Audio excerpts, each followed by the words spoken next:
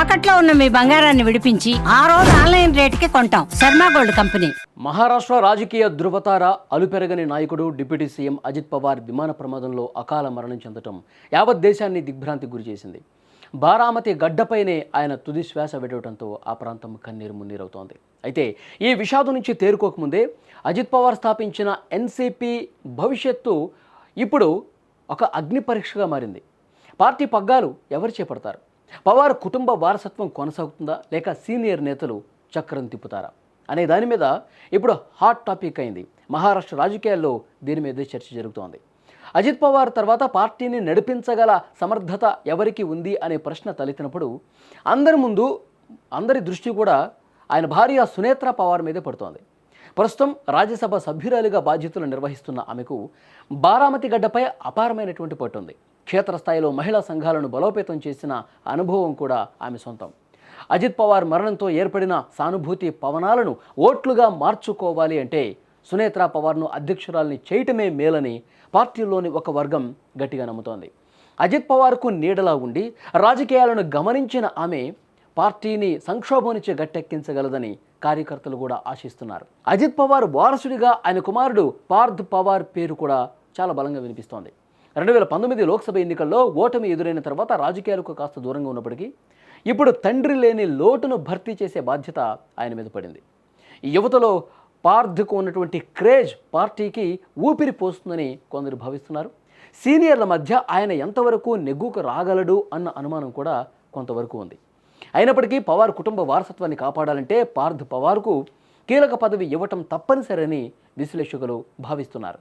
మరోవైపు పార్టీలో అత్యంత కీలకమైన నేతలు ప్రఫుల్ పటేల్, సునీల్ తట్కరే రాజకీయ వ్యూహాలు ఇప్పుడు ఆసక్తికరంగా మారాయి. ఢిల్లీ స్థాయిలో చక్రం తిప్పగలిగే ప్రఫుల్ పటేల్ పార్టీకి జాతీయ స్థాయిలో గుర్తింపు తేవడంలో కీలకం. అజిత్ పవార్ పార్టీని విడదీసినప్పుడు ఆయనకు వెన్నుదన్నుగా నిలిచిన వ్యక్తిగా ప్రఫుల్ పటేల్కు ప్రత్యేక గుర్తింపు ఉంది. అదేవిధంగా మహారాష్ట్ర యూనిట్ అధ్యక్షుడిగా ఉన్న సునీల్ తట్కరేకు జిల్లా స్థాయి కార్యకర్తలతో నేరుగా సంబంధాలున్నాయి. కొంకణ్ ప్రాంతంలో తిరుగులేని నాయకుడైన ఆయన అజిత్ పవార్కు అత్యంత నమ్మకస్తుడిగా ఉండేవారు. పార్టీని ఏకతాటి మీదకి తేవటంలో వీళ్ళిద్దరి పాత్ర కూడా చాలా కీలకం కానుంది. ఇక పార్టీలోని సామాజిక సమీకరణలు ఒకసారి చూస్తే సీనియర్ నేత ఛగన్ భుజ్బల్ పాత్రను తక్కువగా అంచనా వేయలేం. ఓబీసీ వర్గాల్లో బలమైన పట్టున్న ఆయన పార్టీని నడిపించడంలో, పార్టీని ముందుకు తీసుకెళ్లే విషయంలో మార్గదర్శకుడిగా ఉంటారా, లేక నేరుగా పగ్గాలు చేపడతారా అన్నది చూడాలి. అజిత్ పవార్కు ఆప్తమిత్రుడైన ధనుంజయ ముండే కూడా రేసులో ఉన్నారు.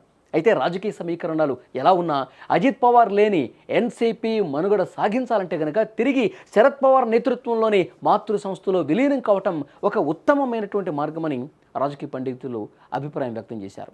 కుటుంబం మొత్తం మళ్ళీ ఒకటి కావాలని కార్యకర్తలు కోరుకుంటే అది మహారాష్ట్ర రాజకీయాల్లో అతిపెద్ద మలుపయ్యే అవకాశం కనిపిస్తుంది. కానీ ఇప్పటి వరకు వస్తున్నటువంటి ఇన్ఫర్మేషన్ ప్రస్తుతం అంతిమ సంస్కారాలకు సంబంధించినటువంటి కార్యక్రమాలు జరుగుతున్నాయి.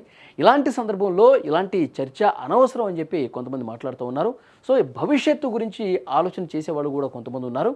ఇప్పుడు అజిత్ పవార్ భార్యకే పగ్గాలు ఇస్తే గనక సెంటిమెంట్ వర్కౌట్ అవుతుంది. మహిళ కాబట్టి బారామతి నియోజకవర్గంలో అక్కడ ఉన్నటువంటి ప్రజలతో మంచి అనుబంధం ఉంది కాబట్టి ఇది పార్టీకి కొంత మైలేజ్ తీసుకొచ్చే అవకాశం ఉంది. సానుకూల ఫలితాలు, సానుభూతి కూడా యాడ్ కావడంతో అది ఇంకా వర్కౌట్ అయ్యే అవకాశం ఉందని చెప్పి చెప్తా ఉన్నారు. ఇంకొక ముఖ్యమైనటువంటి విషయం, కుటుంబం మొత్తం కలిసి ఉంటే గనక డెఫినెట్గా అది మహారాష్ట్ర రాజకీయాల్లో డెఫినెట్గా ఎన్సీపీకి టర్నింగ్ పాయింట్గా చెప్తున్నారు. ఎందుకంటే బాబాయ్ చెంతకే వెళ్ళాడు గతంలో మున్సిపల్ ఎన్నికలు జరిగినప్పుడు.